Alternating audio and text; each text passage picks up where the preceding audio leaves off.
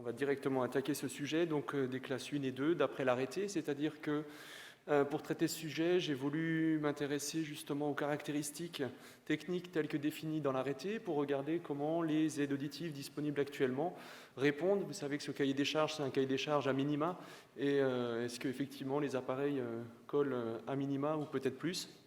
Est-ce que certains sont plus des appareils de classe 2 que d'autres? Est-ce qu'il y a vraiment un gap technologique qu'on peut définir clairement par rapport à cet arrêté? Donc commençons. Le point de départ était évidemment simple avec ce sujet à traiter. Donc sur legifrance.gouv.fr, vous tapez sur le moteur de recherche 14 novembre 2018, aide auditive, vous trouvez tout de suite l'arrêté qui nous intéresse. Et cet arrêté commence, alors c'est un titre d'introduction, un rappel de l'objectif des aides auditives qui est de corriger les pertes d'audition et les pertes d'audition ou les troubles de la compréhension. C'est intéressant, en tout cas on peut déjà noter que les acouphènes ou l'hyperacousie sont à ce stade pas cités. Il y a 3 formes d'aide auditive, contour, écouteur déporté et intra. Ça veut dire que à ce stade, les systèmes en conduction osseuse ne sont pas non plus concernés par cet arrêté. Et on arrive donc à cette fameuse définition qu'on a certainement un peu en tête déjà, les classes 1 et 2. Un appareil de classe 1 doit avoir au moins 3 options de la liste A. Un appareil de classe 2 doit avoir au moins 6 options de la liste A et au moins une option de la liste B. Mais néanmoins, pour les aides auditives de classe 2, si cet appareil ne dispose que de 8 canaux, alors il ne faut pas que son option B soit un réducteur de bruit impulsionnel. Et si cette aide auditive de classe 2 est un intra discret, type CIC ou IIC, c'est clairement nommé comme ça, il peut avoir aussi, bien sûr, les 6 options A, une option B, ou éventuellement 3 et 3, ou 4 et 2. Donc ça fait déjà quelques sous-catégories, on va dire, ou quelques cas d'exception. Il y en aura d'autres qu'on va voir bientôt, justement. Il y a, avant les options A et B, des caractéristiques communes aux 2 classes. Il y en a une douzaine, quelques-unes de plus, mais bon, disons une douzaine de caractéristiques, avec des exceptions sur certaines de ces caractéristiques pour les aides auditives surpuissantes qui se définissent comme un gain au moins égal ou supérieur à 70 décibels, donc pour corriger des pertes profondes, ou d'autres exceptions pour les intras avec la double astérisque.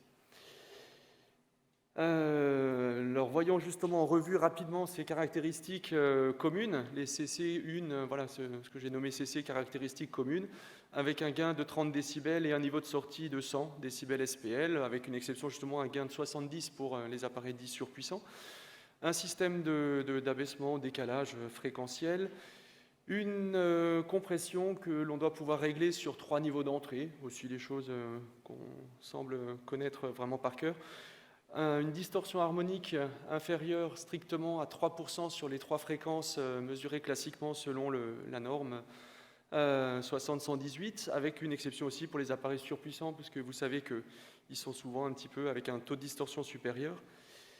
Une caractéristique numéro 5 qui est un système de micro-directionnel automatique pour passer de omni à un directionnel avant. Un système de débruiteur que l'on doit pouvoir régler. Une autre caractéristique d'anti-Larsen qui doit être par opposition de phase, ou un autre système éventuellement dès lors qu'il est équivalent en termes de performance ou supérieur. On arrive à un point intéressant, c'est le nombre de canaux. Tous les appareils, classe 1 ou 2, doivent avoir 12 canaux. Néanmoins, l'une comme l'autre des 2 classes peut en avoir moins, malgré tout, mais alors avec quelques compensations, c'est-à-dire pas moins de 8, mais entre 8 et 11 canaux. Dans ce cas-là, les aides auditives doivent avoir un microphone qui est directionnel, automatique et même adaptatif, c'est l'option A5 qu'on verra après, et un réducteur de bruit impulsionnel, ça fait partie de la liste B des options, et 5 options A. Donc dans les 5 options A, il y a déjà finalement celle du directionnel adaptatif. Une autre caractéristique, le nombre de programmes, 2, voire 4 s'il y a une bobine d'induction. J'essaye d'accélérer, il n'y a rien de très très nouveau là-dedans, mais on passe au moins en revue tout ça, personne ne pourra dire qu'il ne savait pas. Le data logging pour nous informer sur l'utilisation, un indice d'étanchéité auquel les intras peuvent échapper, un réglage du niveau de sortie, et alors là, c'est plus des caractéristiques requises réellement, mais recommandées pour l'appareillage des enfants de moins de 6 ans, une diode confirmer la mise en route et un tiroir pile sécurisé. On arrive aux options A. Dans ce cas-là, il y a un système, un algorithme de générateur de bruit blanc pour pouvoir venir en aide aux acouphéniques. Donc, tout compte fait, un appareil auditif peut malgré tout servir à prendre en charge des personnes qui souffrent d'acouphènes. Une télécommande, enfin l'appareil doit être télécommandable, ce n'est pas l'appareil en lui-même, mais c'est la compatibilité avec une connexion sans fil qui n'est pas forcément Bluetooth. Un réducteur de bruit de vent pour atténuer les basses fréquences quand le vent souffle. Une communication interorale avec une antenne, voilà, qu'on appelle I2I ou NFMI, même si on est en appareillage monaural, voilà, c'est une option que l'appareil peut présenter. Un système donc, de microphone adaptatif qu'on a déjà cité tout à l'heure, une bande passante qui atteint au moins 6 kHz, et là aussi cette option A6, les appareils surpuissants en sont exemptés. Un système d'apprentissage de Sony, c'est-à-dire que quand le patient manipule son potentiomètre, on a un regard sur les changements moyens en plus ou en moins du gain pour pouvoir les appliquer manuellement ou automatiquement. Un système de réduction de la réverbération qui doit être au moins, ou en tous les cas supérieur à ce que peut apporter la directivité pour réduire voilà, les ondes réverbérées qui viennent de l'arrière. C'est vrai que les microphones directionnels permettent déjà d'y aider aussi. Une bande passante, alors on est dans les options B cette fois-ci, il n'y en a que 4. La première, c'est une bande passante qui atteint 10 kHz, un nombre de canaux au moins égal à 20, un atténuateur de bruit impulsionnel défini par une durée de 300 millisecondes pour les bruits impulsionnels, et un système rechargeable. L'option, c'est bien la batterie et son chargeur, ce n'est pas juste la batterie. Encore, voilà, à titre de rappel, la garantie qui est de 4 ans, qui est à la charge du fabricant, qui concerne les pannes survenant au cours d'un usage habituel. Alors, ça reste toujours un petit peu la libre appréciation. Et le référencement incombe aux fabricants qui ont un formulaire en ligne à remplir pour solliciter le référencement de leur nouveau modèle d'aide auditive, où ils définissent, eux, qui veulent voilà, l'inscrire en classe 1 ou 2 parce qu'ils répondent à toutes les cases. Ils certifient sur l'honneur la conformité de leur déclaration et les contrôles peuvent être menés a posteriori. Alors, pour résumer un petit peu tout ça, on voit que tout compte fait des appareils de classe 1 et 2, ça peut sembler assez cadré, assez simple, mais il y a quand même des sous-catégories avec des exceptions pour les surpuissants, pour les intras, etc. Il y a même quelques catégories qui peuvent être éventuellement difficilement envisageables. Un appareil de classe 2 en CIC qui aurait moins de 20 canaux, alors ça fait partie des options B, etc. Donc il y a des points bien précis qui peuvent être un peu compliqués. Alors à partir de là, j'ai fait un tableau Excel pour lister tout ça, que j'ai donné à chaque fabricant. Je leur ai demandé gentiment de vouloir remplir pour quelques exemples de modèles dans leur catalogue de classe 1 et 2, contour intra, etc., de me remplir les cases. Et derrière, j'ai regardé avec leur fiche technique à l'appui, puisque effectivement tout colle bien. Et tout compte fait, j'ai eu quelques interrogations qui sont venues.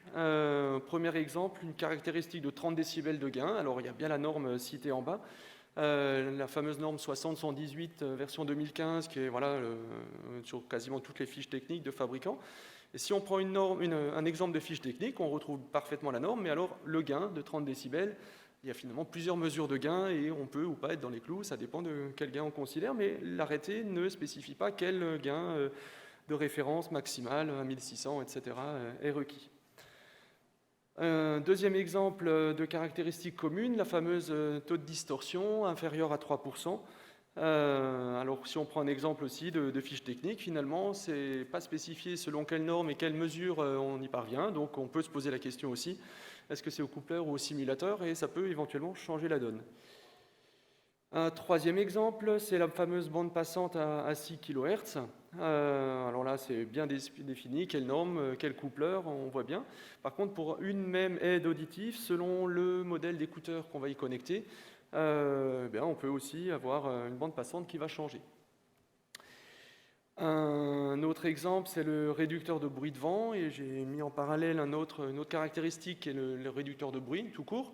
Si on prend un exemple de fiche technique, on voit que les options A3 et la caractéristique numéro 6, la 6 est remplie. Par contre, la case A3 n'est pas cochée. Mais en posant la question au fabricant, le fabricant nous explique qu'un réducteur de bruit fait office de réducteur de bruit de vent dès lors que l'appareil va atténuer les basses fréquences avec du vent qui souffle sur les microphones. Un autre exemple intéressant aussi, la fameuse question du bruit impulsionnel, l'option B3, avec des fabricants qui proposent un réglage du niveau de sortie, un réglage de compression. Et comme le réducteur de bruit impulsionnel doit agir pour des bruits de 300 millisecondes, le temps d'attaque d'un réglage de bruit impulsionnel, d'un réglage de niveau de sortie ou d'une compression rapide chez un autre fabricant remplit cette fonctionnalité selon les fabricants concernés. La question de la bande passante, alors les 6 kHz, là aussi ça n'appelle pas de commentaires, la norme, le coupleur, tout est bien noté. Pour la question de l'option B1, finalement, la bande passante n'est pas spécifiée selon quelle mesure. Et dans ce cas-là, j'ai découvert, c'est en fin de compte la bande passante d'entrée du microphone. Et finalement, depuis bien longtemps, tous les microphones captent jusqu'à facilement 15 kHz. Ce qui est bien pratique d'ailleurs pour les systèmes de télécommande haute fréquence. Un autre exemple, alors là, qui peut aussi nous concerner tous, en passant commande pour un patient qui souhaite un appareil discret, on a le choix entre une version CIC, disons classique, qui offre quelques options possibles, ou la version vraiment très discrète qui cherche autant que possible à réduire la taille. Et l'appareil en CIC de classe 2 est bel et bien référencé avec un bon nombre d'options. Par contre, si on passe chacun une commande en supprimant certaines caractéristiques, on va assez rapidement perdre certaines options requises. J'en arrive à la conclusion, avec un peu d'avance pour les prochains, ou des temps de questions si ça soulève des polémiques. Avec une définition des classes 1 et 2, on voit bien qu'elle est assez complexe, il n'y a pas juste 2 catégories, mais il y a plein de sous-catégories. Et ça reflète tout simplement un consensus qui était évidemment très complexe à trouver en 2018. Vous imaginez bien les contraintes des industriels qui avaient chacun un catalogue et qui ont dû rationaliser tout ça. Je pense qu'ils ont eu beaucoup de pain sur la planche malgré tout. Cette question de conformité, elle leur incombe justement. C'est eux qui font cette déclaration, qui certifient que tout est dans les normes. Et donc, effectivement, c'est à eux d'interpréter ou de comprendre comment les caractéristiques sont définies, comment les exigences sont requises. Troisième point intéressant, c'est qu'en particulier sur les intra-auriculaires, où on a finalement des options à choisir pour les attentes de notre patient, on peut quand même être attentif aux conséquences sur les fonctionnalités auxquelles le patient aura accès. Et donc finalement, ces exigences, elles sont pour la plupart purement quantitatives et on peut dire pas qualitatives. Est-ce qu'un réducteur de bruit impulsionnel, c'est juste un réducteur de bruit impulsionnel ou est-ce qu'il y a différentes qualités? Je pense qu'on aura quelques informations qui suivront ce matin là-dessus, mais idem pour toutes les autres fonctionnalités aussi. Et il y a plein d'autres technologies qu'on connaît tous aujourd'hui dans les dernières années sur les appareils de classe 2 qui ne sont absolument pas cités dans l'arrêté. Et donc, on ne peut clairement pas se baser sur cet arrêté classe 1, classe 2 pour dire entrée de gamme ou plus haut de gamme. C'est effectivement un petit peu plus complexe que ça. Et ben voilà, avec un petit peu d'avance. Hein ? Merci.